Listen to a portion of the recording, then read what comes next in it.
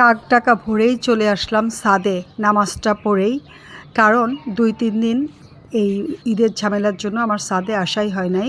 মনের মধ্যে খুসখুস করছিল যে গাছগুলো মরে গেল নাকি, যে গরম আর রোদের তাপ।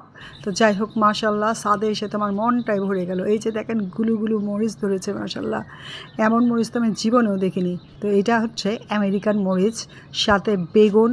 প্রত্যেকটা গাছে বেগুন মাশাল্লাহ কত বড় বড় হয়েছে। এগুলো একদম ছোট ছোট ছিল, কয়েকদিনের ব্যবধানে এত পরিবর্তন, সুবহানাল্লাহ।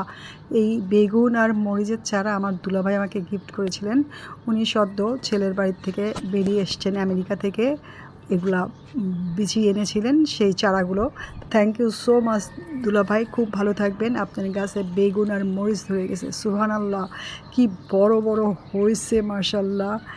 যাই হোক, এই পাশে আমার আরও 3টা বেগুনের গাছ ছিল, সেগুলাতেও সারা রমজানে কোনো বেগুন ছিল না। মাস 2 আগে অনেক বেগুন পেয়েছি, অনেককে গিফট করেছি। আবার দেখেন কি সুন্দর বড় বড় বেগুন ধরেছে। আর এইখানে আমার আছে কতগুলা মরিচের গাছ আর কলমি শাক।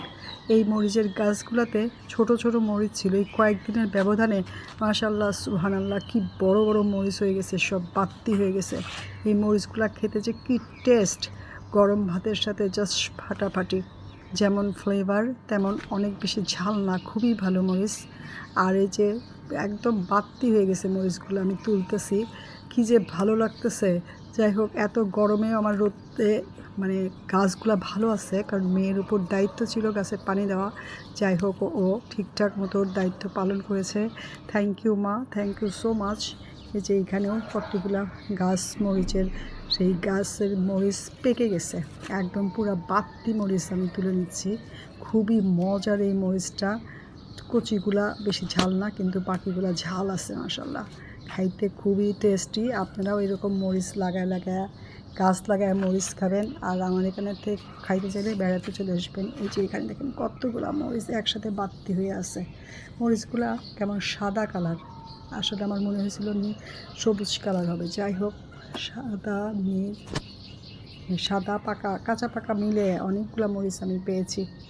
এই যে এইখানে আবার আছে কতগুলা মরিচের গাছ, এখানেও ছোট ছোট মরিচ অনেক আছে। যদিও এগুলো একই সাথে লাগানো, এখানে আসলে অনেক ঘনবসতি হয়ে গেছে আমার গাছগুলো, এখান থেকে সরাইতে হবে, তাহলে ফলন ভালো হবে। যাই হোক, খুবই সুন্দর। এইখানেও ফাঁকে ফাঁকে অনেক মরিচ ধরেছে মাশাল্লাহ।